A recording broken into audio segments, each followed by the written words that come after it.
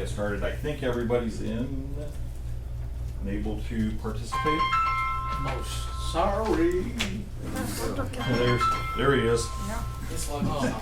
Okay, that's fine, we can, One he has second, everything he needs in it's front of Bill him. Kelly, Bernie, he just called me because something's happening. Bill? I'm gonna go. Thank you, Vanessa. You're welcome, I'll be back. Can I go with you? Wherever?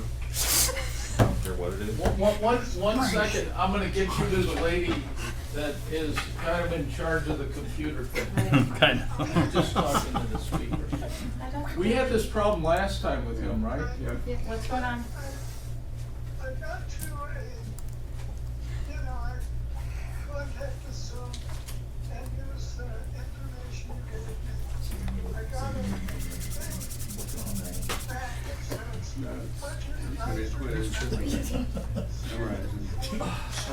Okay, let me resend it. Pardon me? Let me resend it. I'm new to this as well. I was just kind of learning to it. They're like, hey, could you go to the board meeting? What board meeting? I sent you don't know another what- email today so, with the link. But, so Today, I don't know if this I'm gonna get afternoon. it because again, we tried. I'll just cheat off of his if I can't get in. There you go. If that works, then it works for me. So, and if they're okay with it, then Are you there? I don't see I'm much trying to reach you. Okay, then. But Thank you.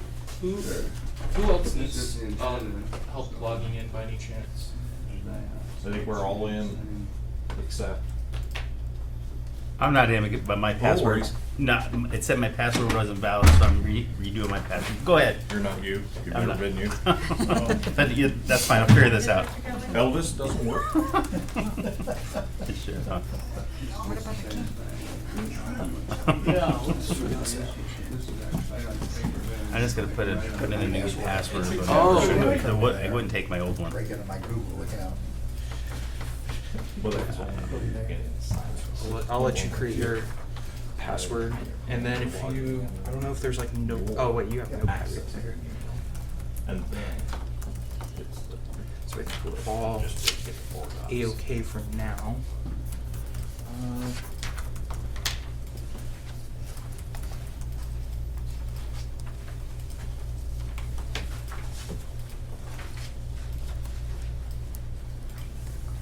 Yeah, just sent it again.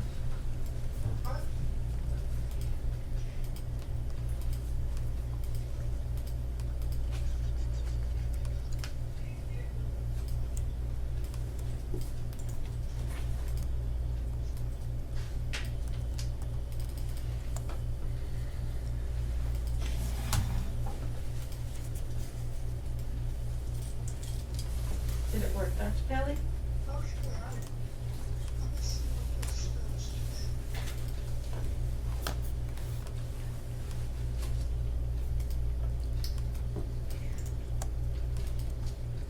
So you gonna go to the basketball or football game? No. There's an audit that's not in finance. Oh, it's really. Ways and ways. This tomorrow is right during the time when I have to do it. Well, I'm gonna go. All my stuff. So, Saturdays. There is no stuff to. all right, I promise I will. Well, I should prioritize. the basketball team went to Nirvana, i.e. Duke, Yep. 2 and 1. So, that takes you So to the join the next meeting. level. Nobody did, including you. Including you. Oh, yeah. They haven't been awake since last So, week. and then the football game. Fire Belichick started out. Oh, is it? Yeah. Oh, Finally got Heard a you work. USC. Put it past them, right? That they're- you went, yeah, I went to USC. We always- Did you see anybody? We should probably cheer. Oh, there we go. Beat the hell out of it. Oh, yeah. We're almost. Okay, I'm. We're almost ready. Another 10 minutes. I saw it for the first time Okay. this last Here you summer. go, Mr. What a Ogre. gorgeous kid. Oh, Dr. Kelly is All right, ready. is he wired up? He is wired up. Can you guys see him? Yes. Okay. All right, I think I will call this meeting to order then at, what, 2:39? And with that, if we call the roll. Tanya? Okay. John Blackshire, Here. Ray Kavanaugh, Here. William Kelly, He's here. Kevin Obert, Here. Jody Perrin, Here. and Bernie. Here. All right. Okay. Moving to our next item, if anybody has any agenda adjustments? See any? I do not see any, so I think I will move on. And move on to our first action item, election of committee chair. Do I have any nominations? I'd like to nominate Kevin. Kevin Oberg? The green shirt got me. And I think that would be a good move. But before you get into any conversation, we didn't need to get a second right away, or I need you to make the nomination again, so a second can be. I already made the nomination. I'll nominate Kevin Oberg. How's that? And do I have a second? I will second it then. And now, if we can get into discussion, is, Ray, if you have discussion, or if anybody else has discussion? No, unless we have other nominees. Oh, I'm sorry. Yes. And any other nominees?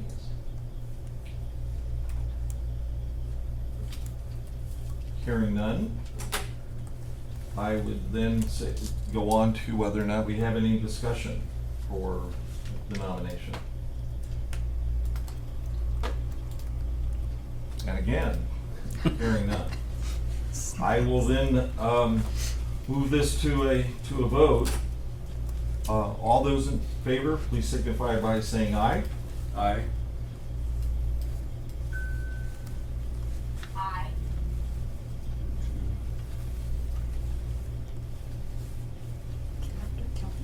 Okay. I'm not sure if Dr. Kelly might be muted. He is muted. Yeah.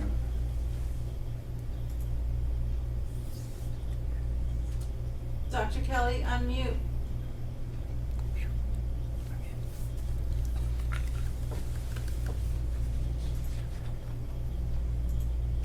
He is speaking.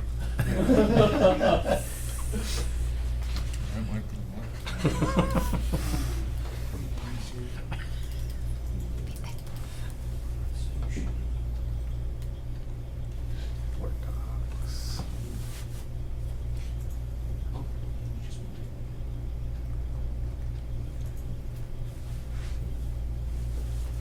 think there might be something going on with your audio because I see you've been muting and unmuting, but we can't hear you. I wonder, Dr. Kelly, can you hear us? okay, good. We can't hear you. We yet. can't hear you, Dr. Kelly. If you click on the little up arrow thing that's next to the mute button in Zoom, I think he's talking there's a about. thing where you can select a microphone. It's probably worth it to look at that and see if you have more than one choice. There should be a check mark It can't find reference. If you select him, you can do it. next to whatever your system has chosen as the microphone. And if you see more than one choice, I would suggest clicking on some of the others. Because it seems like He's unmuted. I think we can hear you now, Dr. Kelly. Don't touch anything. No. No, his No. his microphone's not working. Your microphone's not working. I can be able to help fix it. I would just need to see the screen for it. You can. Is there a phone number to the Zoom time that he could call into?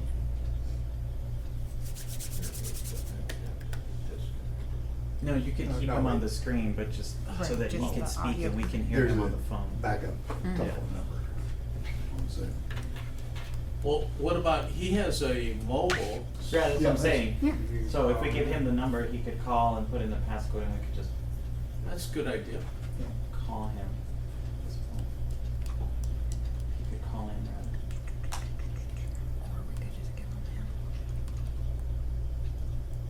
It's not an He unusual called me, occurrence, so this I happening. got his number, No. obviously. I Captured. teach about 600 hours a year on the internet.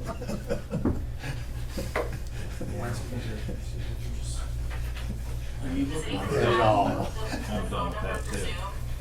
Zoom? Here is his phone number. 904-7680. Yeah, no, he needs to call in the Zoom number, otherwise he's not gonna show up on the recording. Right.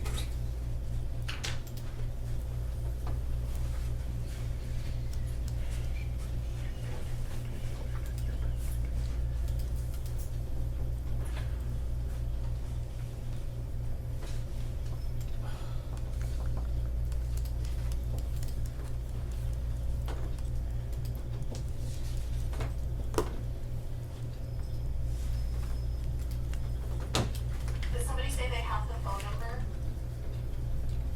I heard somebody starting to read a phone number. 904-768, is that the phone number for Zoom? No. No, that's his Bill number. Kelly's phone number. That's Bill Kelly's personal phone number. Okay. This is recording, yes. This is recording and somebody's watching, his phone number's not gonna be in the permanent record. Based on location. I think we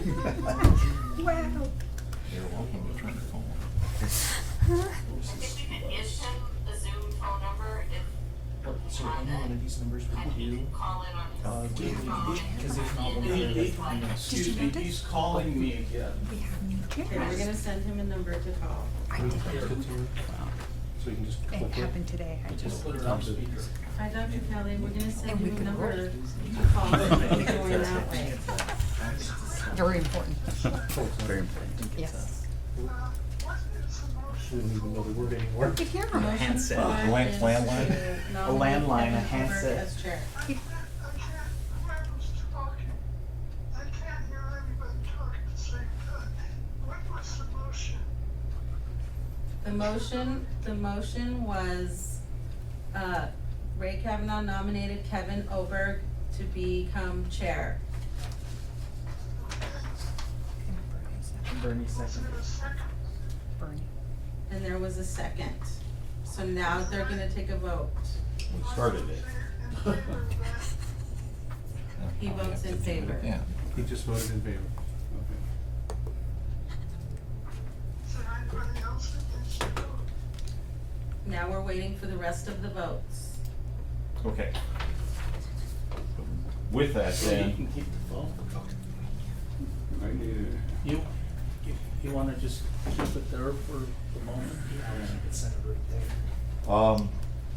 I will then look to see if there are any nays.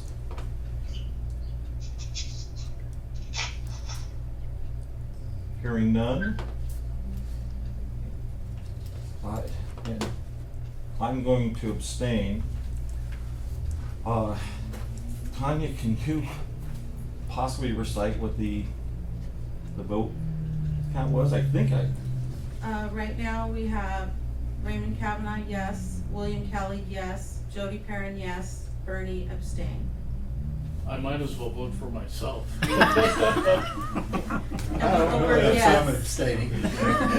All right, so let me be clear about the record. There was a unanimous yes, except for 2 abstentions. That was myself and John Blackshire. Right. Correct. Okay, moving on to our next item, election of committee vice chair. Do I have any nomination? Is it Mike the chairman? I would nominate Ray Kavanaugh. And do I hear a second? Second, I'll second. All right, so I have a nomination of Ray Kavanaugh for vice chair. Do I hear any other nominations? Hearing none, I will then look to see if there's any discussion. Anybody? All right, very well. Let me move us on to the vote. All those in favor, please signify by saying aye. Aye. Aye. And with that, I, I heard that anyways, but, do I have any nays? Hearing none. Do I have any abstentions? And I am abstaining. So again, I think we have the same vote count, Tanya. 4 ayes, 0 nays, 2 abstentions. Correct. All right, we will move on to, sorry. Is Mr. Oberg the chair now? So, You know, historically, that was the way it worked back in the day. The last time we went through a chair change, the chair retained the chair for that meeting. I, however, would be happy to relinquish the chair. just from procedurally, I think that's accurate, so. But the committee Sure. could decide otherwise. Well, and I mean, I think the charter is silent in that regard, is that the election occurs. So we dropped the Robert's rules, and there you go. Well, since it's a little unexpected for me, and I like to be as professional as possible, as limited as that may be, Bernie, I would appreciate it if you would finish this meeting, and if that's okay procedurally. My recommendation would be to ask if there's any objection from the rest of the committee to that. Is Just there to, any? just to cover that Robert's Well, let rules me- piece. Well, go ahead. Well, Yeah, because yes, I'm asking the committee, is there any objections to that suggestion? Nope. Is that it? We need to take an action. No, you just asked for unanimous consent, so that's good. And I think we heard no objection. I have no objection. Okay, so I will continue on then, within the next agenda item, call the audience. I'm not aware of any, Tanya, none? Okay, so we'll move No. past that and get on to the, Bernie, could I ask you a question relative to this item? mhm. In call to the audience, if we hear something from people that we know in the community, and because of our position on the audit committee, is this the appropriate place, or is there another appropriate place to broach that?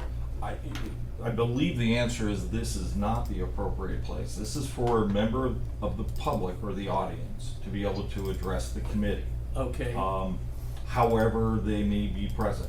I'm not sure if there isn't an opportunity to do so in writing as well, but we have a separate agenda item regarding complaints, and that might be that space. But with respect to ourselves, I think we'd either have to have an agenda item or possibly be something in the future agenda items to identify the subject matter, but not get into the detail. okay. So no, this is not our opportunity to address the committee. Our addressing the committee is done so in committee, and therefore needs to be agendized. All right, thank you. All right, moving on to the minutes of August 18th, 2023, and approval thereof. Assuming everybody's had a chance necessarily maybe to look over those minutes. And so do I possibly have a motion?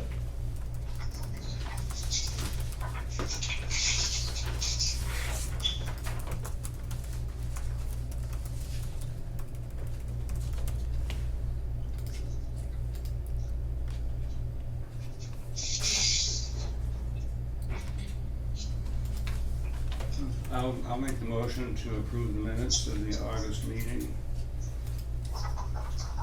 And do I have a second? Second. Okay, so I have a motion by Ray Kavanaugh and a second by Dr. Kelly. Is there any discussion regarding minutes?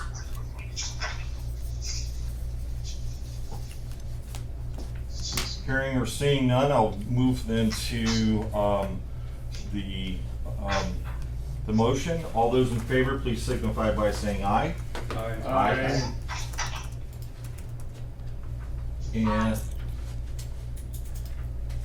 those not in favor, please signify by saying nay. Hearing none, I believe we have, oh, and then if there are any abstentions. Seeing none, I believe we have a unanimous approval of those minutes. Bringing us to the next agenda item. And that is expenditure update from Chief Financial Officer Ricky. Yeah, so Tanya, I don't have sharing. Are you gonna put the thing on there? Otherwise, if you give me sharing access, I can just put it up there. You can share.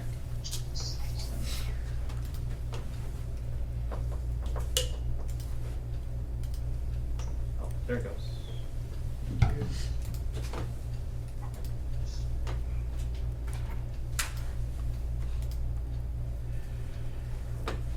Okay, so expenditure update. This is brief. The reports are all in front of you. You can certainly, at your leisure, peruse all of that detail to the extent that needs your hard copy. But I'm only going to provide you updates regarding budget balances, fund balances, and then the classroom expenditure.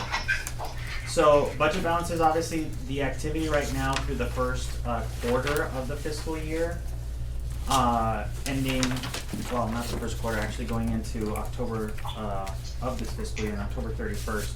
We are currently well on our way to a healthy fund balance, a healthy budget balance, $37.6 million in M&O, which is approximately what we expect, what we ended in fiscal year 23 in maintenance and operations. This adjusted budget actually reflects some adjustments that will take place when I take the second revision or the first revision of the fiscal year budget to the board at their December meeting. So this $404 million M&O budget is what we're currently projecting will be the adjusted budget once the board adopts a revision in December. These are currently our year-to-date expenditures, the encumbrances that we currently have on the books through the end of October. Our total spend is well over $600 million. That is across all funds. That is not just operating funds. Some of these are cash-based. They work off of cash. They do not work off of budget capacity like our M&O, classroom site, capital, and instructional improvement, or our grant funding. So I don't know if anybody has any specific questions, anything that kind of glares out that might raise a flag. All of the detail that's in here is in all of the reporting that you have behind that packet that's in front of you. So if there's anything specific that you want to ask, otherwise we are moving right along. I mean, at the end of October, that is the first, that is actually going into the 40th day, which is our kind of first snapshot of attendance, which is why we have to do a revision in the month of December to account for any ups or downs in regards to either budget balance carry forward from fiscal year 23 or any fluctuations in the student enrollment based on current year funding in the 40th day. Yes, sir. Ricky, just to clarify on the page, the third page of the summary section, the M&O, the first line, shows revenues of $338 million and expenses, transfers of $367 million, which certainly I understand has come from that first page. Mm-hmm. Which includes encumbrances which are really through fiscal year end, are they Right. not? So that revenue number, is that also necessarily anticipated revenues? That's in currently term- anticipated revenues, Okay. does not include any potential offsets that tend to take place in M&O, for example. So, for example, one of the things that is not accounted for in this projected fund balance is a transfer out of M&O to something else. This is really transfers into the M&O, the expenses. But yeah, this is currently the projected revenue based on state aid, what we know for property taxes, and any other miscellaneous tuition pieces that might come in. So the bulk of the revenue that comes into M&O But like I said, there's activity that takes place between funds that may actually affect the fund balance that is currently not projected. Is that possibly part of the reason why there's such a decline in ending fund balance? Or that going from 38 million at the beginning of the year to 9.6 at the end of the year? Yeah, because one of the things that's not accounted for is there is a rollover payment, so the state of Arizona withholds 1/12 of our state aid, That rolls July into the to month June. of July, yeah. So it'll book in fiscal year 25 versus fiscal year 24, so it's not accounted for here, cause this is literally through 6/30, even though it'll book in the encumbrance period. But we haven't accounted for that in here. I can certainly reflect that if you wanna see, you know, receivables that go beyond June 30th that affect the current fiscal year. Well, but to some extent, that's included in the encumbered, or in the expenditure and transfer line, is that you're reflecting that at full, but not necessarily the expenditure, or excuse me, the revenue at full. Well, it's not really it's not really a transfer because it's actually withholding of aid. It's actually cash that's just not even The coming in. receivable. Yeah, it is just a receivable for us. So we don't even reflect it as a transfer for us. This is literally, frankly, this is mostly just expenses. I mean, we say expenses and transfers because transfers will be booked here, but we currently don't have any transfers out of the M&O fund, right? This is mostly what we know is currently either have booked or encumbered based on salaries, purchase orders, things like that. I understand the apprehension, it just looks like that we're subject to a loss this year. And And yet that- not necessarily. And that may not necessarily be so because I am expecting, and I can give you that number. I know how much rollover will be, so what the receivable will be in the month of July when we actually we receive that revenue.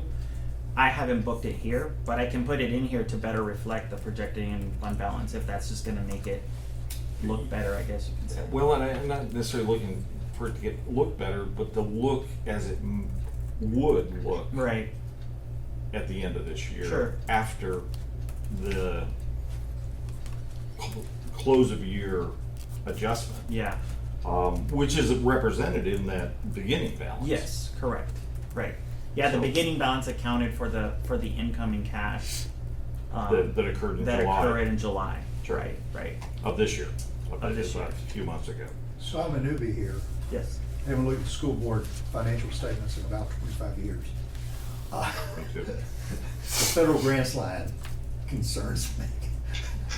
Those are all reimbursable. So this is really a timing issue. So the problem with federal grants is that those run 18 months or 15 months. Okay. So they don't end in June, they end in September. So because of that, Yeah, I did 30 federal agencies. Yeah, so those expenses are coming in, those revenues are expected to book, or those revenues won't expect it It's to a book timing until difference. January. It is just a timing difference. So there's no negative balance. There is no negative. That's currently what's sitting in the books, but we haven't actually booked the receivable on there. Again, if you want me to Same book, kind of thing. it's the same kind I of just thing. want to Yeah. understand the timing I, difference. you know, I'd say, you've historically done it this way, have you not? Yeah, Yeah. yeah, and I I followed would- I the don't- pattern Yeah. that my predecessor followed, so. Yeah, I would stay Stick- with that until Let's be here consistent. otherwise. And that's really perhaps more of a board desire or necessity. Well, the board Right. has stopped wanting these reports. They had, So the answer is no. Yeah, the feedback that I got from the board was that these were not useful. See, Ricky, you've got to understand, the school district I did last is bankrupted, gone out of business and gone. Memphis City Schools, they're gone. Right. Yeah, there hasn't been a school district in Arizona that's ever gone bankrupt. So, and we I don't could intend not to be the say. first one. And we don't intend to be the first. They tried. Sure. I had some good clients. Yeah. How my accounting system worked at Enron. Well, And we know how that went, Yeah. you know. Thank you for clarifying that. I did want to be sure, though, that that wasn't, say, a. This is not a University of Arizona issue. Okay. Let me put it that way. That was my next question. Yeah, this is not a U of A issue. They are absolutely a cash-based operation. We are not. We are allowed to spend up to the budget limit regardless of whether we actually have cash or not. That is actually a statutory authority. Been there. Yeah, so you can't find school districts out there that have run negative cash balances for several years, and yet they continue to spend. U of A, they run on cash. If they've got it, they spend it, if they don't, they don't, and right now they've got They less still than do. 90 days. Yeah. Right, yeah. Yeah, so which is why we don't have a cash reserve policy like U of A does. Yes, sir. So, in that environment that you just described, where, quote, they continue to spend and they don't have the cash, what do you mean, how do you spend when you're an organization that has to, quote, cover the checks? How do you continue to spend if you don't have anything in the balance? So the county treasurer, who is the bank for all of the school districts, will Right. and then register warrants, essentially write IOUs for the school district. They will loan money to that school district, and then as cash comes in, those warrants will be paid off with interest. That is a capacity that the county treasurers have. School districts are able to open up lines of credit with banks and other financial institutions. Okay, Maricopa County does that quite a bit. They use lines of credit for school districts a lot. The county treasurer does not like to float his school districts, whereas our treasurer does do that. But what's the interest rate, just out of curiosity? I couldn't tell you what the interest. Prevailing rate. Yeah, it is. Okay. Yeah, it's prevailing rate. So like prime rate? I couldn't speak to what the rate would be. The county Okay. treasurer would be the better option to find that out. But we don't float because we've got plenty of cash to be able to cover our expenses. Do we have any school districts in Pima County that do that? The only one that I ever recall when I worked at the county, the only one that I ever recall did that was Pima J10. Okay. Which is a hybrid anyway. Yeah, it is a hybrid, but they run on the same thing, state aid, a mix of state aid and property taxes. Okay, thank you. So we kind of went into the fund balances piece. This is mostly, again, like a kind of a cash view, if you want to look at it, of where we are, where we're standing. The federal grants is a timing piece. The biggest, kind of the biggest receivable that we have is ESSER, right? ESSER 3, the federal COVID aid that we received. So we've closed the second COVID program. We're currently in the third one, ESSER 3 it's called. Most of those revenues we expect will be coming in here in the next 60 days. We've got until December 31st to submit our completion report to the Department of Ed in order for them to pay us. So we would expect that in the first quarter of 2024 that we would receive the bulk of that revenue. These federal grants would pay themselves off. However, on the back end, you still have fiscal year 24 activity taking place.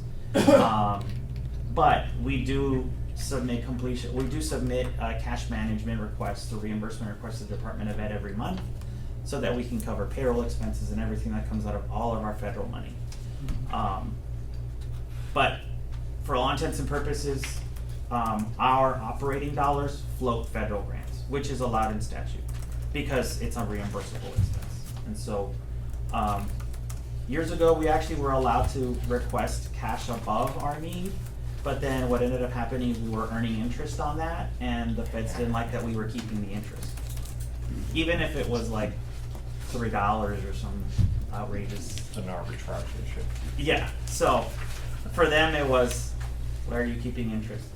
And so they changed that to upload a ledger and we'll pay you for your ledger. So, which is fine, but that means we gotta float usually for 30 days.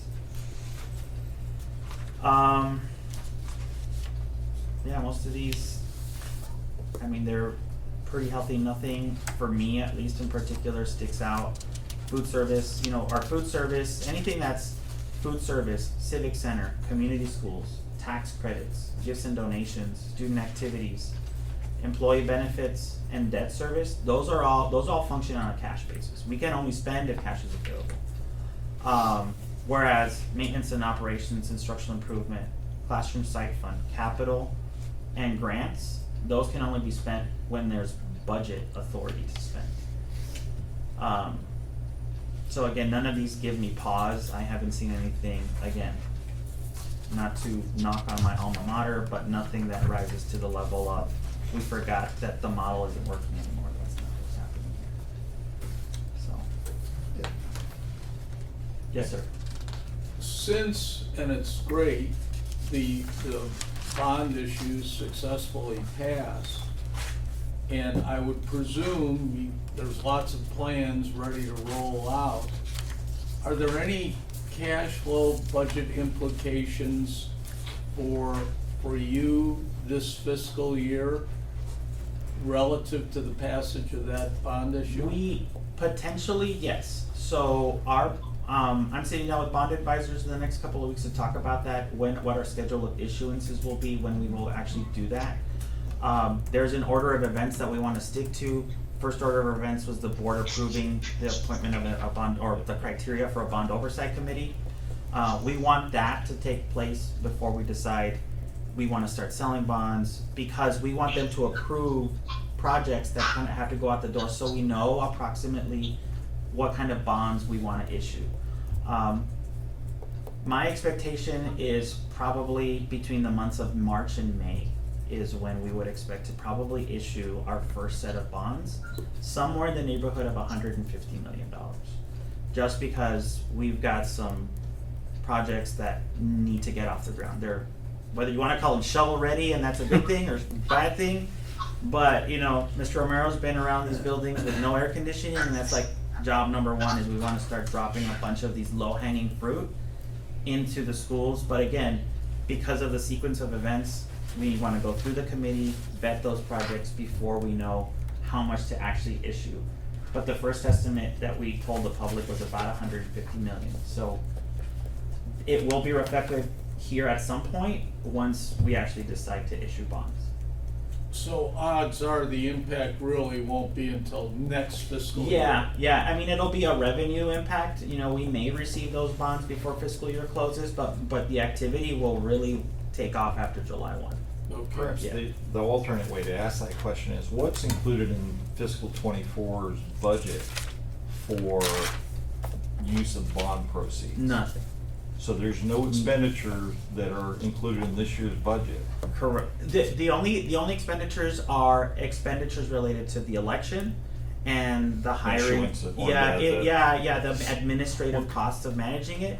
But there are no expenditures specifically related to paying for projects related, you know, that were approved through the bond. So that would not occur until July 1, 24 or later in terms of expenditure authority? Correct. Like, Yeah. the letting of contracts and so on. Yeah, because there's school districts, procurement, I mean, there's just. That's the question. Sure. But I wanted to be sure that there Yeah. hadn't been anticipatory, I mean, that's how we do it in cities and towns. You budget the bond issuance Yeah. expenditures, and if it doesn't issue, the expenditures Well, can't occur. and what's easy in cities and towns is certificates of participation pay on the general fund, that we don't have the option to do that. So I would have never gone to the board and said, hey, you know, because had it gone down, then it would have just been like a massive adjustment, so, yeah. Sure. Yeah. Yes, So, sir. if we looked at our internal controls and determined what are the changes in our risk going into spending $500 million, and what is the school board going to do to make sure they have adequate controls to make sure there's no oopses in this process? The controls are certainly very adequate. I think one of the things that has given us really good experience around that is the fact that we had a $275 million federal COVID aid program that required, you know, almost the same level of scrutiny that this bond program will. Far less expenditure. Far less level expenditure in the bond side. Right, yeah, far less expenditure, but the activity, the amount of activity, the requirement behind I don't mean dollar amount. I mean, you've got a higher degree of transactional Oh. volume in the COVID money. Right. It's gonna Yeah. occur in the bond money. Yeah, And because so that internal control process is somewhat already in place. Yeah. It's just Okay. gonna have larger dollar amounts being put through that. right, and so from an Oh. internal control perspective, we do anticipate that we will have an individual specifically from the purchasing side and an individual from the budgeting side that will be assigned to this bond unit, whatever department, I don't know what we're gonna calling it, so that they're specifically dedicated managing the dollars and cents and managing the procurement from the school district procurement rule side. So who's gonna keep an eye on that? That bond manager is anticipated to report to me. So that's all in the first and second line of defense. Yeah, it'll be up to the internal auditor to decide what her protocols Is this will on be. your list now too? You know, to the extent that there's capacity to do that, but the level of scrutiny that we're Do you gonna. understand how many frauds I've been involved with in my life? And you understand that we've never had a bond fraud in Tucson Unified Okay, School good, District. So, but Yeah. yes. I've been through Yeah, I get it. billions. I get it. I understand that. And so But I'm I have biased. absolute confidence in the team that we have. Oh, John, this. To maintain control. I'm biased. Yeah. I don't like sitting in federal grand juries and giving testimony, it's not.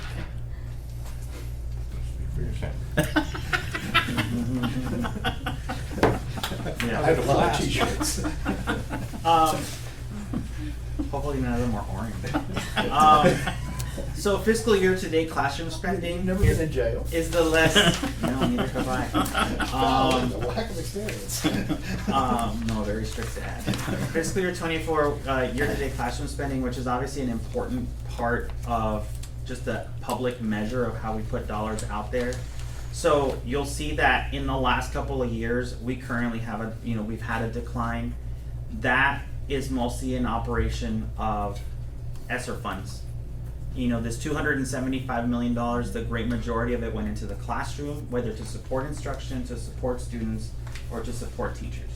That caused classroom spending or, support spending to really, balloon, unfortunately artificially, right? Because we knew that that was going to be kind of a 3-year bump that we are now seeing, slowly moving its way back down, kind of to the reality, right? So even though fiscal year 23, right now the actual number won't be published until March by the Auditor General, but the 52.4% for fiscal year 23 is relatively close to the pre-pandemic number anyway.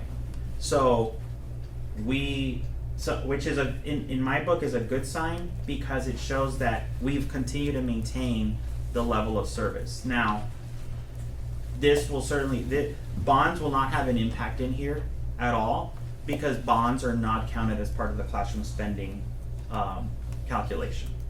All of that debt service and all of that bond is just is never gonna be in here. Capital spending is just never part of classroom Question, spending. does the district have a excess capacity now? Classroom capacity? No. Like classroom capacity. I noted utilization in a couple of audit reports I read from the state about your student population is plateaued, right? Right. So, are the buildings you're going to fix, do we really need them 10 years from now? We need so I've had that question. The governing board currently does not have in its, future any discussion related to mothballing, closing of particular campuses. Now, as to your question on whether Has anybody done a study of what the student population is going to be in 10 years? can I answer the questions related to this? Wade is kind of getting off the. Yeah. And see, So we're typically it's getting away misuse from of the- funds. Right. If we go out and repair buildings you don't need. But that's getting away from the subject Okay, matter of this okay. agenda All item, right, John, and so okay. we would need to maybe bring that, that's just an agenda item. Okay. If we Right. I knew. could. Yeah, I can bring our planning manager who does have that information available. Yeah, 'cause I'm primarily interested in enterprise risk management, in the big risks, and how those have been defined and how they're being covered, because that's where you get yourself in trouble. Mhm. But again, we just would need to, bring something specifically Yeah. to this subject matter.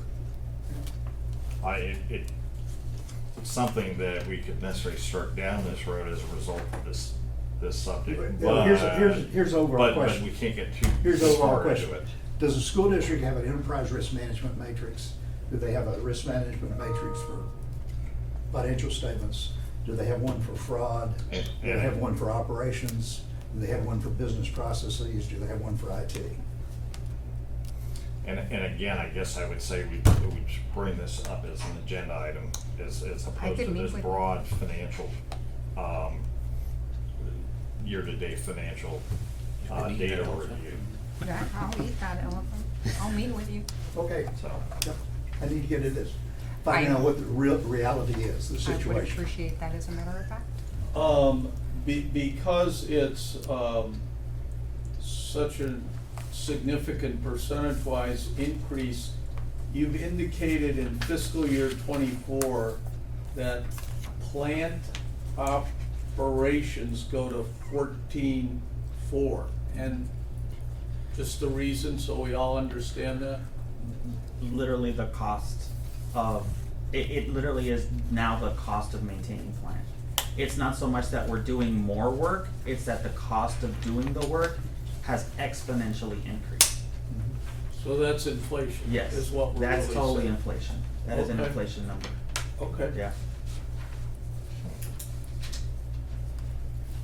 And just lastly, in this whole section, we'll move on, is that, you know, you're indicating that the total, or that subtotal expenditure is getting back in kind of the pre-COVID level, but yet the instruction level is really below pre-COVID, and the subtotal is really only Yeah. mirroring the pre by virtue of the support.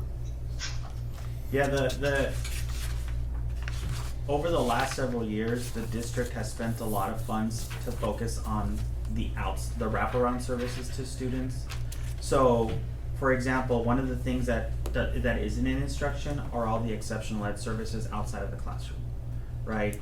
So, or special education services outside of the classroom.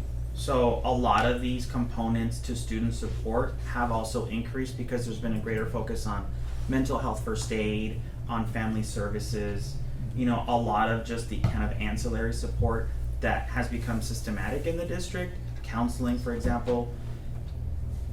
That's been like a greater level of investment. Will this 50% move? I expect it to move. I mean, again, this is based on what we know on projections that we have now. But the level of investment in instruction, I don't anticipate to stay at 50%. We generally kind of have that as our starting point, particularly at the start of the school year. You know, as we get deeper into the school year, there'll be greater level of expenditures, especially around instruction. But student support has also just become a highlight, not just for us, but for every school district, especially post-COVID.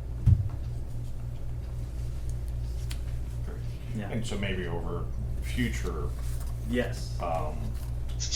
Meetings, reports, we would see.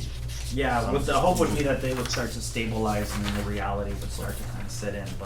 But if it isn't approaching that, then it would be, at that point, it would be me looking at why aren't we, where is the kind of the delta happening and why is it happening? Mhm.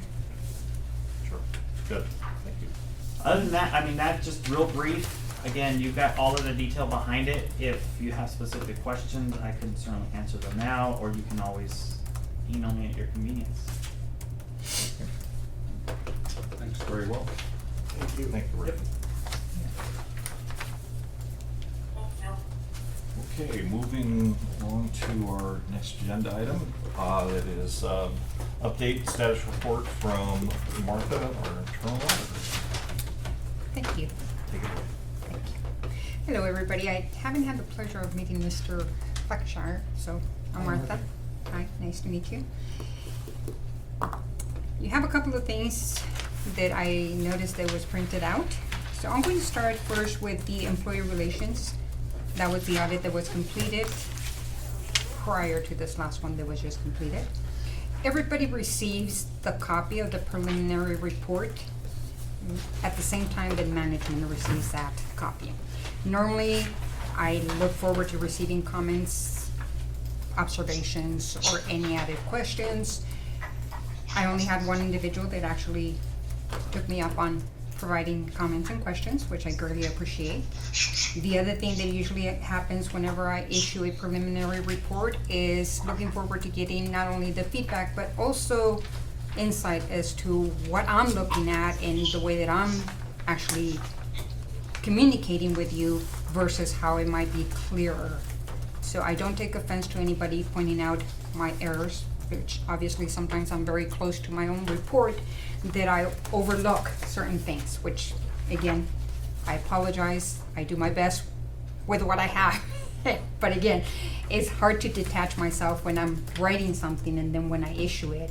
So the preliminary report comes in quite handy when I distribute it to you guys for feedback. During that time, management has an opportunity to go ahead and provide the management responses and commitments. On this particular case, I was very fortunate. I worked with Ms. Mesa before. She's very open-minded. She's very much a proactive individual that goes ahead and not only does she provide the management responsibilities and commitments on time, but she also actually opens the door for feedback. And sometimes what happened on this particular one is that we communicated because there was a little bit of a misunderstanding from what I was looking at versus what she was understanding. So it's always, again, during those 10 days, it is an open door and an invitation for management to go ahead and reach to me. I say that during the exit meeting. I say that during the time that we basically start the meeting. Let them know that it's always an open invitation. Talk to me. It's a lot easier to clarify something when it is in the preliminary stages versus when the audit has been finalized and issued to the governing board.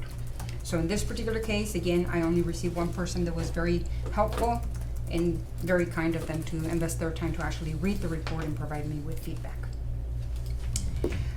The next one was issued today, and that was the asset management. Unlike the employee relations, there was no communication from asset management. The responses were not received in the time that it was communicated.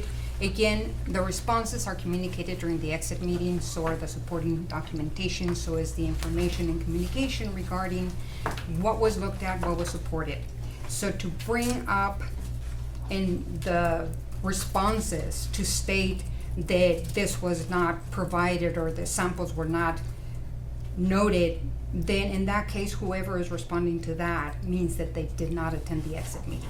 The exit meeting, the point of that is to go ahead and substantiate what's going to be in that report. It's not an opportunity for anybody at that level.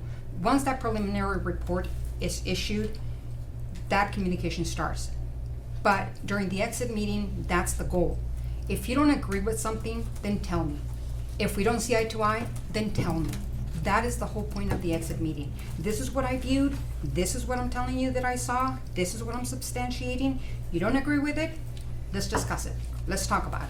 Well, see, I Yes. agree with you having an opinion down here, Mhm. that the asset management division is not operating in an effective and efficient manner, nor in accordance with the appropriate policy procedure uniform system of financial reports.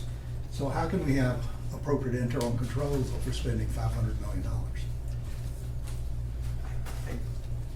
Okay.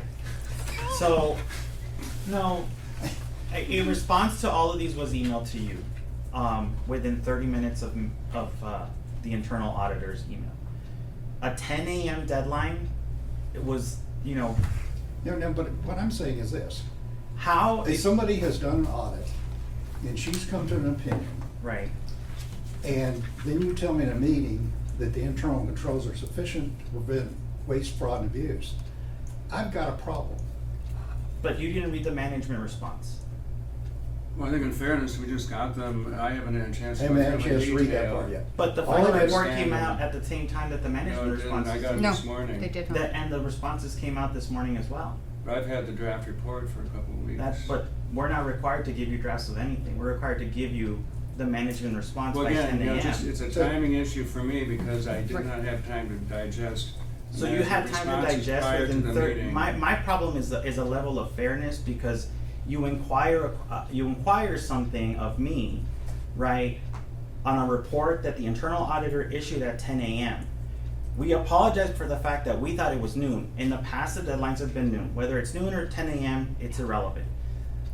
The report, the responses from management were issued within 30 minutes, and I have the email I can show you. They were actually, No, that's fine. I know, That's I'm fine. not That's here to fine. argue And so- about and so- it, but I think you and I'm not maybe trying- address John's question, Right, which and- is separate from that.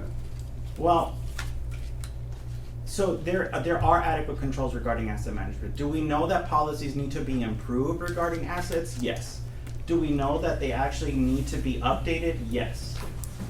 We understand that those pieces have to be updated. See, You don't need to read that to me No, because no, I studied no. that. I'm coming from a standpoint of, you've gotta understand, I'm a quality control nut job. Sure. My dad was one, my granddad was one.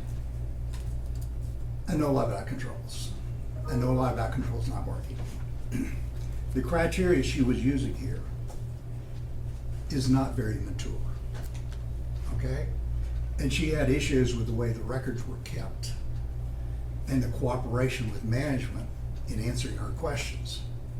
So what I'm sensing, there's a root cause here, that there's a lot of conflict between the internal audit person and management.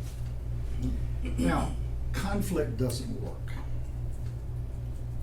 I've seen a lot of conflict in my life, more than I would ever wish on anybody. Remember the Klan burning a cross in our front yard? So, Okay? what is your concern is? My concern is, we need to start thinking about how to set up the methodologies so we don't create conflict. Because I've been reading this stuff since I was been appointed, and I'm seeing all this conflict. And that's not good at all. I agree. In my world-class companies, internal audit and management don't fight. There are things that she's going to have to change to reduce the conflict, but management has to come to the party too. I'm not in management, I'm in that third line of defense here, in the audit committee. Our job is to report up to the governing board and protect them. I look at this as the fiduciary responsibility of protecting all the taxpayers that are paying, protect all the students that are attending, and make this school district sustainable. I know how to make things not sustainable. And I want to bring that knowledge here so that we don't make those mistakes I've seen elsewhere. And that's where I'm coming from. And what I want is, okay, we have an audit report that says the controls are not adequate. But I answered a question earlier that the controls are adequate. So I'm in a quandary that I have two sources that are disagreeing. So I like to have three sources. Right, but here's my issue is that when the training that I've had is that management responses to an audit do not necessarily have to agree with the findings. If we say we disagree and we tell you why and we provide evidence to the fact that the internal auditor doesn't agree with manager's response. Yeah, I'm going to help work with her because I firmly believe that internal audit should not have any recommendations. Internal audit should have some findings. Yeah. And what we want to have is here's the finding, the condition. We have this criteria we used. The criteria, I have a problem with it, but we'll work. That's a state issue. All right? It is. Then the management, once the auditor has identified that she has a concern, management and the auditor, before we ever get to the report, have to sit down and say, okay, do you agree? When you agree, then you have to go through the process of figuring out what the approximate cause is, the intermediate cause, and the root cause. And then management has to come up with a management action plan to fix the root cause, because she does not run the first and second lines of defense. That's why she should never have a recommendation. The issue is a lot of times that management likes to deny they have problems. That's a natural human condition. I know it too well. My first wife was a drug addict, alcoholic, and a psychopath. I was in complete denial when the CFO of Clark's called me up and said, we're firing your wife tomorrow from Vice President of Sales for being a drug addict, alcoholic, and psychopath. And so I learned after that I need to start thinking about how people deny things. And it's okay. Pasquale back in the day said, management dilemma is they have a positive attitude. They think things are going well. They're looking at the day-to-day operations. And I bring problems to them. And when you tell somebody they have problems, they're going to deny it most of the time. And that's okay. What we have to do as auditors is deliver to you, here are the facts as we see them. What do you think? Before we ever say it's an issue. And I agree with you, and I'm just going to interject on that one because that is the whole point of the exit meeting. I invited, and it was declined. So I met with whomever I was supposed to be meeting And with. what I want to get you doing is, as you find something, we have a page that says, here's the condition. Here's the criteria. You give it to management and say, do you agree or not at this point in time, long before you get to the exit meeting. And that would be ideal. And at the exit meeting, you have them all there and you say, okay, here's our stack of issues. Before we issue a report out here in 3 weeks, we need to sort through these and figure out which ones are fixed already. Because they can fix a lot of stuff you find way before you ever get to the report, right? And I agree, and on some occasions when management has been open enough to work with me, that has occurred and has worked wonderful. Yeah. However, it is exactly what you stated. I could only open the door so many times and have it closed. And if you continue to say you don't have an issue, you don't want to meet, you don't even want to come into the actual entrance meeting, nonetheless the exit meeting, then that's telling me that you really don't think that you have an issue, number one. And that's a place where there's no point in wasting your time doing the audit. And I agree with you. The audit committee should step behind you and say, look, management, we don't need to do an audit here because you won't cooperate. The first, second, and third lines of defense concept is not working. And So the governing board has to step in and do something for us. And I think that we have a lot of work to do, and I think that when we meet, you'll see how that has transpired. I've been here almost 4 years, and it has been one of those things where communication has been pretty much one side. So, yeah, it is something that, again, you could only keep on rolling out the red carpet until Yeah. eventually And you're you just and I- like, you and I both know, we can't run a Yes. school board. no, we cannot, and no. All we can do is report on things. That's about it. Just tell you have an issue here. If you want to say you don't have an issue, then that's on you. I pointed it out, I rung the bell, now it's all I can do. Yeah, it's called pass well delivery. Could we go back Yes. and Yes. discuss the point that we Please. supposed to be discussing? Great, Mhm. thanks. Right. Well, I thought, your draft report, which I'm assuming is gonna be close to the final report, was well done. I disagree that internal audit should not make recommendations. I think they should. They're an expert in internal controls, and they're the ones who should be saying, here's your problem, and here's a way you can fix it, whether it's best practices or See, whatever. I didn't say not make recommendations Yes, to you did. management on how to, I don't want to do it in writing, on how to write up their management action plan. She needs to bring her knowledge to management and help them write that management action plan because they gotta own it. Right, but I'm going to go ahead and kind of agree with you and agree with you as well. And the reason why I'm saying this is because my recommendation is usually coming back to the criteria. Right. You already have a criteria. I shouldn't be having to come in and reevaluate that particular criteria. That is what that criteria is put in there for. And I see that in your audit reports, every time you lay it out, you lay out a very clear, distinct path for fixing the problems. And when I read this particular report, your draft again, and I do want to digest management responses, I just didn't get time because there are only so many hours in a day, Yes. and I I mean, ran out of those time. again, the deadline. I'm not period- complaining about it, I'm telling you that's But why I do I'm reserve gonna, the but right to come ultimately, I'm back gonna and defend comment my on staff, that. right? Well, I'm not here So- to criticize your staff, I'm just saying, I have not had time to digest the responses. When I do, I will come back to you or Martha with any questions.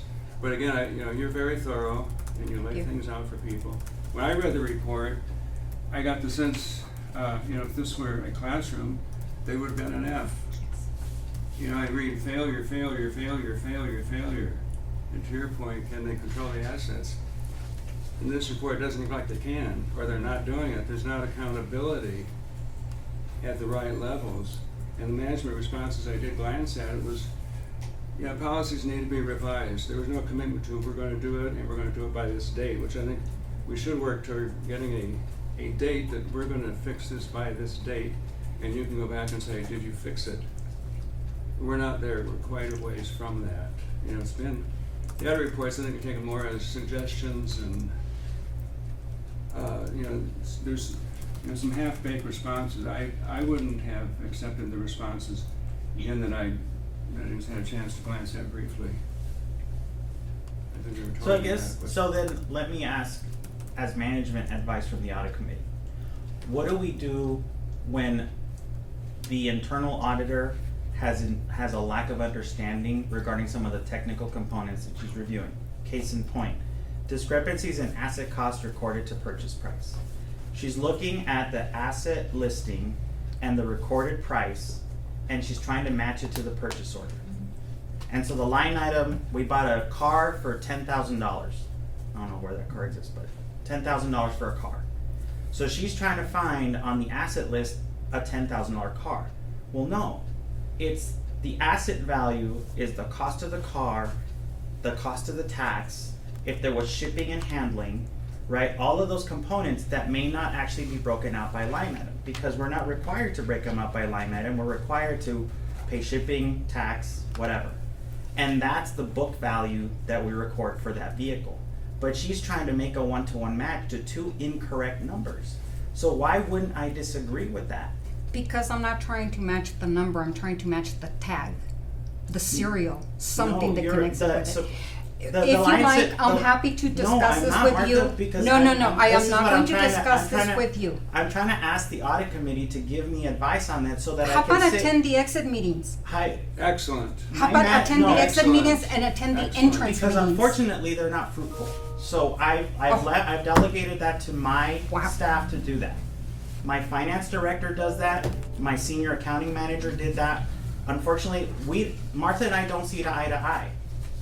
And so I've chosen to say, okay, let my staff work with her and they can go through it, and then I can review with my staff, like, yeah, that makes sense, no, that it doesn't. Did I review these responses with my staff? Absolutely I did before they were delivered to her. To make sure that, did I make changes to some of these? Yes, I did. And I said, you know what? That one's not gonna work because we should be doing something there. Or that's not gonna work because we shouldn't be doing something there. So I still take ownership for the work that's doing, because ultimately I'm the chief financial officer. But the fact that I'm not sitting at entrance or exit meetings doesn't mean that I don't care. Who's accountable for the failures in this audit? This is the accountable for the failures in the audit. Yeah. I mean, if you want to put me on the pedestal, I will take that hit. So then you should be responding to the audit. Which we are through No, the. you No, not me, personally. sir. You just said It's you're management. one, so either you are or you're not. The point of that is whether or not there's a subordinate level, excuse the way that sounds. No, yeah. From yourself that is really more the point person. And that's for, yeah. And that it doesn't necessarily, it would involve you from an oversight standpoint, but not from a functional, Right. relationship standpoint for this. It'd be similar to that the financial statement audit is on you. You're the point person on it, because Right. clearly it's the highest level.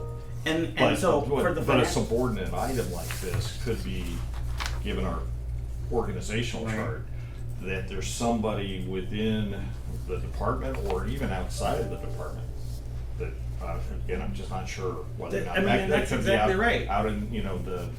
That's exactly right. There is a hierarchy that exists within an organization where I have an accounting manager who has an asset person who works on these things. So she will sit with them. She sat on the entrance interview. She sat on the exit interview. They wrote the responses. Do I review the work as it gets done? Yes, I review. But am I going to sit in on every single entrance and exit interview for every single component she does? No. I'm not. I mean, it's not realistic for me to do so.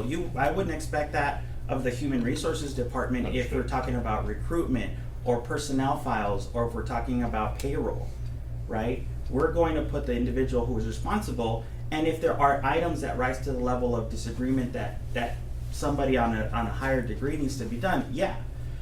But again, I pose the question to the audit committee. What is the expectation from the audit committee for management to respond when there are incorrect findings that don't relate to actual practices? And we have to disagree. Like, if I have to disagree, like, yeah, no, we're not gonna book it that way because that's not how you book a value, right? The value, according to GAAP, has to be booked like this. And so, I would say that's really part of your response. It's similar to. which is what that was our response. Okay, and then it stands that way, and necessarily lives or dies on that position. And that would be correct, however, if when I did the exit meeting, there was some feedback from that manager that I'm sitting there with, which I reviewed 27 items with them and packed them down to 7, and there was no pushback. The few areas that she disagreed on, we talked about it, we discussed it, and it was noted as such. During those 10 days that there's a preliminary report, at any given time, that person could disagree with whatever was in that report. You don't wait till the last minute, the day that it's due for the final review or for the final issuance to the governing board to go ahead and disagree and say, we're not going to do this. I disagree with that because it wasn't substantiated here or there. You have 10 business days that you could contact me at any given time. And you could have come at any given time to tell me, hey, I don't agree with this. We discussed this. You didn't provide me that. Then I'll be fine. But I am giving the deadline, and I'm thinking that I'm dealing with professionals here, that if I tell you at the beginning, in the middle, and at the end, that this is your deadline, this is the time that I would expect your responses, and you're not providing them to me until the nth hour, then all of a sudden, to be telling me, I disagree with this, you didn't substantiate that, when you didn't even attend the meeting, or when you attended the meeting, you told me that you had an issue and we didn't address it, then I will go ahead and take responsibility. However, if I'm sitting there with that individual who has been given the authority to discuss it with me, and they didn't tell me anything of there's an issue with your report that you issued as a preliminary report, and then I go ahead and issue it as a final audit report to the governing board, then to get a response that we're not going to correct this, you didn't substantiate that, is out of context.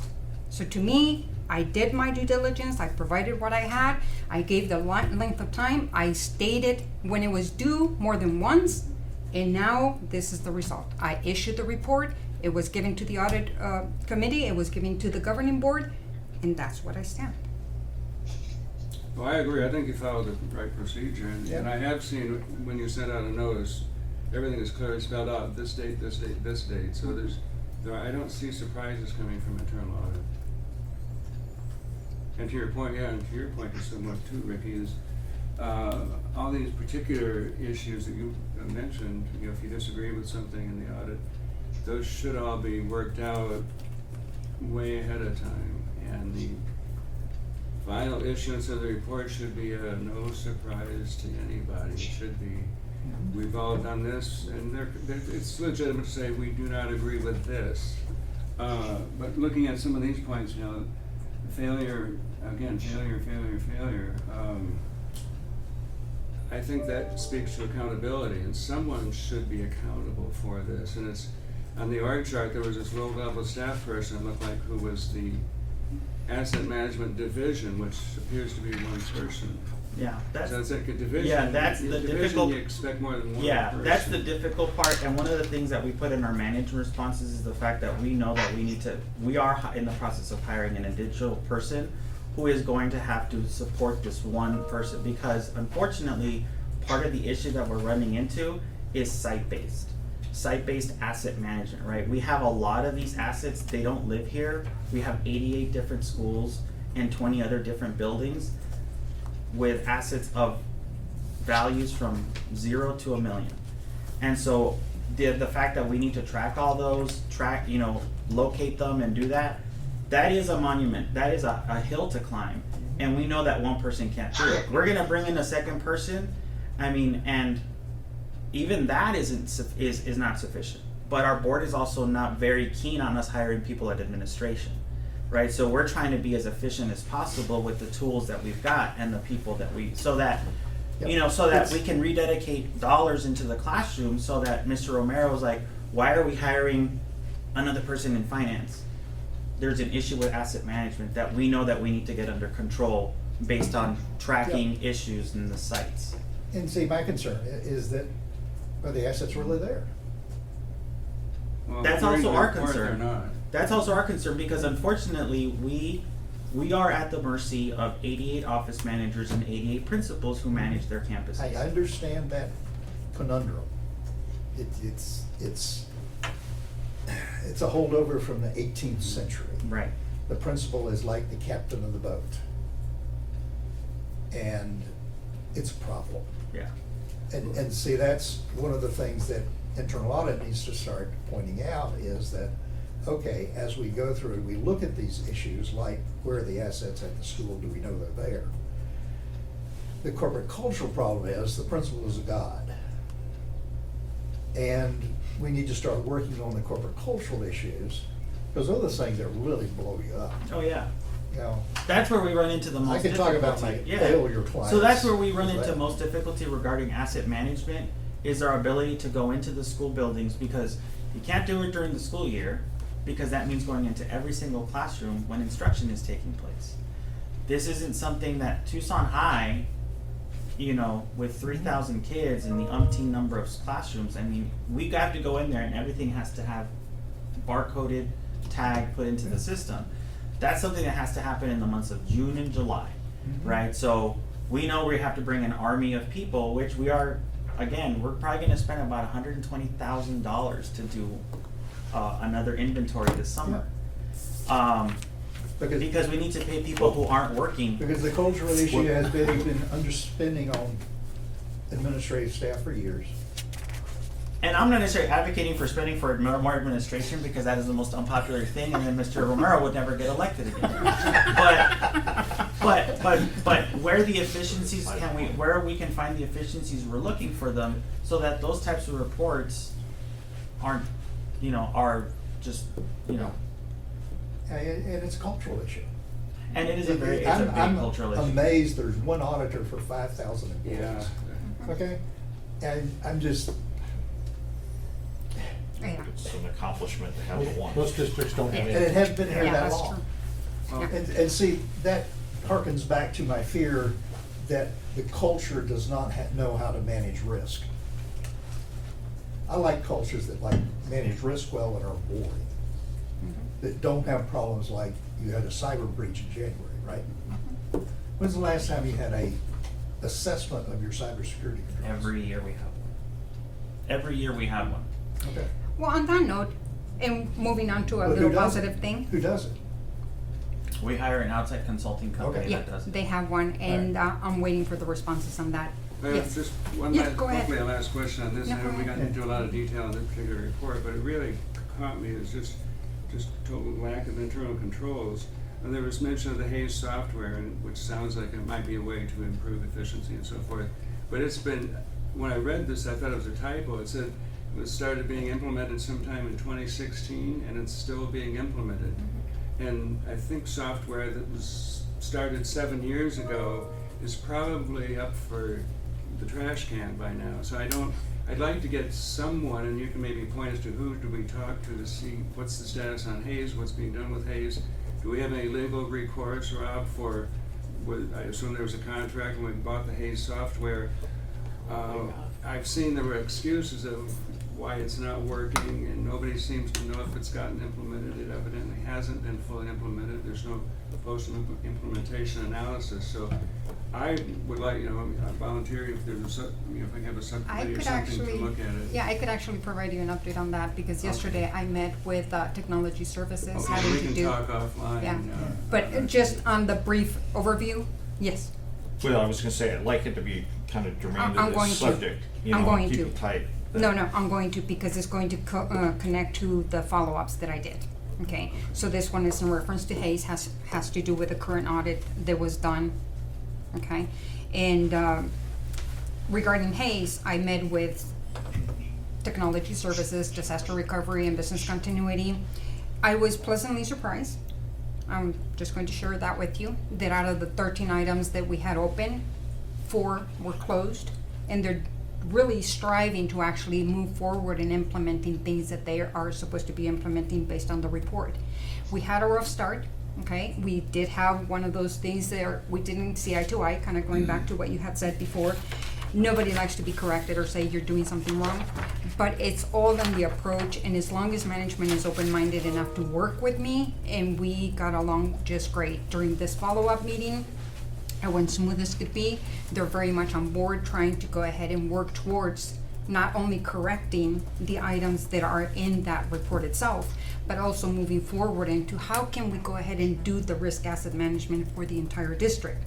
Right now it is concentrated on TS, but it is going to be in district-wide, because again, they are embedded in every area. Going back to Hayes, I also met with the person that is in charge or responsible for the Hayes item. They gave me access to it. It's supposed to be working. They just had the release on the actual assets that were audited back in July. They physically went to each room and looked at the items.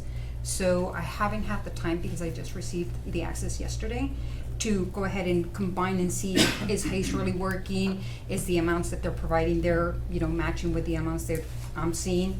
And so therefore, just to give you the update, it is working. It is back online, and they're looking into doing an actual physical audit again, hopefully during the summer. Good, thanks. You're welcome. And with that being said, I'm almost done, okay? Just the last follow-up or the last update that I have is the HR audit. That was scheduled for November 17th. That HR audit is going to be awesome, just for the fact that it was done as a consultation, and then there was an external consultation done as well on the HR. We have a new chief of capital, is it, Rob? Chief of capital, what's his title, Mr. Fernandez? Human capital. Human, yeah. Chief it's- Human Capital It just Officer. sounds weird. I Anyway. call it HR. Yes, so I'm meeting with him as the HR person on December 4th, so it'll be the start of what have you done, because it is, again, a follow-up on the consultation, a follow-up on the external audit that was done. So I'm looking forward to that, and on the highlight of the notes, I've done 5 follow-up audits on the things that have been open. So far, I've been able to actually accomplish, like purchasing has closed 2 out of 10. TS has closed 4 out of 13. Transportation has closed 2 out of 11. Accounts payable 2 out of 9. And disaster recovery and business continuity risk management, which is the district-wide, has closed none. And that is it. You can Thank you have very back the. Any Thank you. questions? No, I've had enough, thanks. You're welcome. Very well. That's right. Thank you, Martha. You're welcome. Good job, good job. Okay, moving along to, next item, standing item, complaints received via various avenues. I certainly haven't seen any. Rob, with you? I see complaints every day, but none for None the audit committee. relative to, None for the audit committee. Well, bring up an Okay. And nothing officially through our channel, and it was tested about a month ago again. We always wonder, we don't hear anything, something's wrong. So we test it, everything's fine. Function? I'm sorry? You have a whistleblower line function? Yes. We do. Email, or on the website, there's a mechanism to be able to Employer go into relations. and post a complaint. He's talking about the audit. Oh, Unemployment relations. Bernie, So- during the last strange COVID years, what kind of activity has occurred under this agenda item, just out of curiosity? You know, I've never, I have not seen anything in my tenure. I don't know if Dr. Kelly did, and then prior to, Chair, who went through, I think maybe started during COVID and went through the first period of COVID. I don't recall if he had seen anything, but then prior to that, when we were meeting, there would be perhaps where individuals would actually come to the meeting, have it, put through a complaint, and that's part of the reason why they were here. We just haven't had that kind of thing, and I don't know if that's a function of COVID or a change in the efforts of those individuals. Yeah, it seemed like we used to get things. Was it From special time to time, but I would interests? also say too, that they seem to be, very isolated, mostly isolated issues that in a very narrow sense might be something germane to this committee. But I'm not sure there wouldn't be germane to somebody else in management or somebody else at a level that has decision-making. Oh, okay.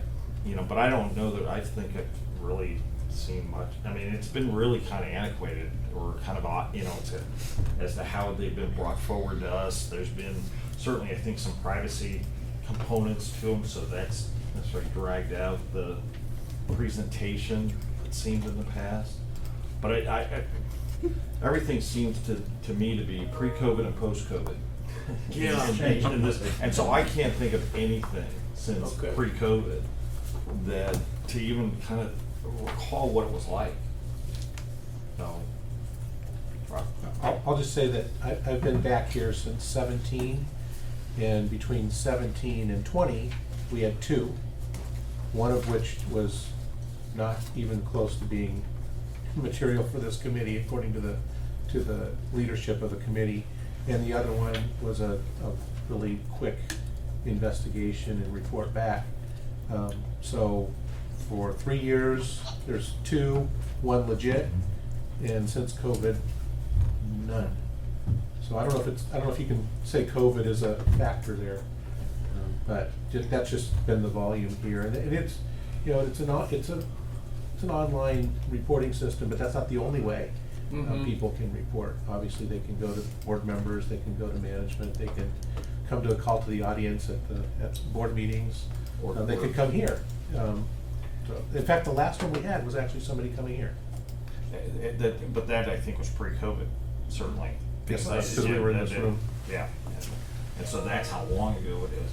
You Yeah. mentioned earlier about possibilities of people raising things to you. That could be a mechanism for them to do that with a certain amount of anonymity if they're wanting to not necessarily come forward in a formal sense. Okay. And that way it can get brought forward and have a discussion level in this meeting because it's an agendized item. The subject matter doesn't have to be agendized, just the point of it is. And it's designed so that the potential of some problem isn't necessarily foregone because it's not on the agenda. The specific subject matter that we wouldn't know about prior to the meeting isn't agendized. If it gets to a point where there maybe would be a certain level of conversation or discussion or other attributes that would make it something that we should pull away from and then agendize it, you know, we'll look to, you know, the expert as to whether or not it comes to that kind of thing. But otherwise, that's the subject matter. Okay, thank you. So with that, I think we can move on then to our next item, which is the standing item, the request for information by the audit committee. Again, this is just a list that things that have developed over time that the audit committee had developed a desire to see information on.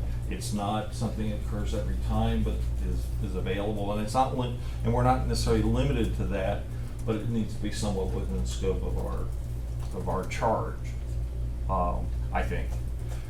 So with that there's that list. I don't know if there's anything that anybody has any particular interest on for a future meeting that would be brought forward, but that list can be a prompt for those kinds of things. And you know, Kevin, as you are the chair now going forward, this would be the type of thing to maybe get with Kevin if you wanted to have some something on a future agenda item and be one of these subject items. Since this was a little bit of a surprise to me, I need to think about it a little bit. So thank you. Sure. So with that, I think we're pretty much through that subject matter. We'll go on to then the next, which is just future items for the agenda. This is a mechanism for us just in open session here to discuss things that we'd like to see on the agenda.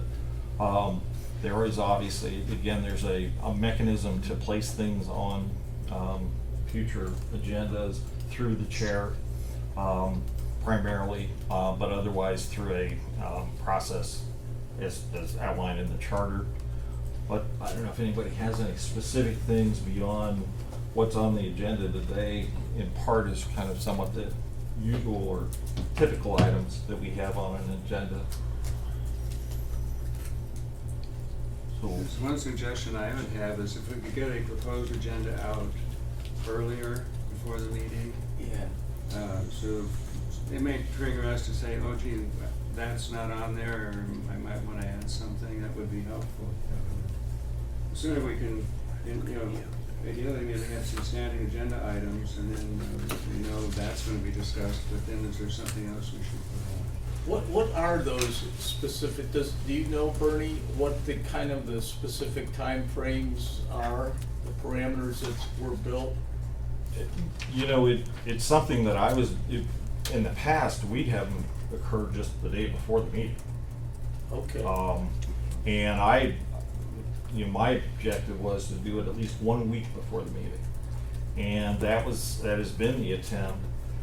A curveball that I got tossed this week with was that once the agenda is issued, it cannot be changed. I frankly think that's wrong, but I wasn't gonna go through a process of trying to deal with it this week.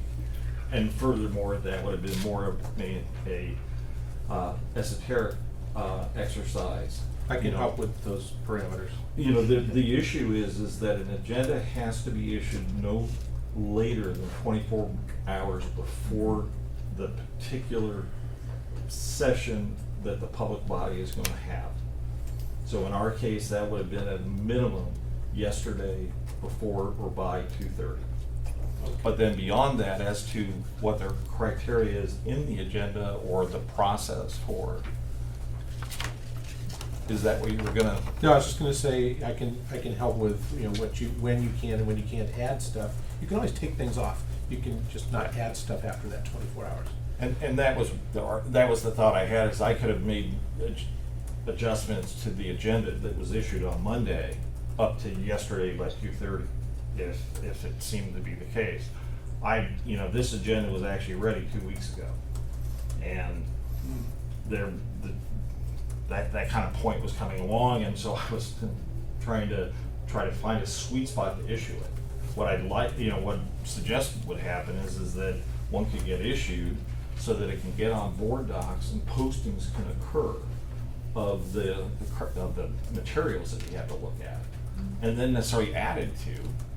That's a matter of, I don't know if those are actually part of the agenda or are actually aside from the agenda. Yeah, materials are not required to be posted. It's not. By law. I mean, the committee could have expectations for that, but like the board has some expectations to have, as much as possible, have materials the Friday before board meeting. But by law, you don't have to post any materials, just what the topics are that are going to be discussed. Well, I don't know if the agenda item necessarily makes reference to some particular document. Maybe then that becomes part of the agenda, and that part is something that can't necessarily be manipulated beyond that 24-hour point. I'm thinking not, certainly. Mm-hmm. As a practice, we try, would want to do something so that it's that late, but it could be just out of necessity or whatever. But with that, again, future items, I think we can necessarily move on from, but, so with that, then we'll get to, a adjournment of the meeting. Can I get a motion? I'll move to adjourn the meeting. And do I have a second? I'll second. And I have a second from Jody.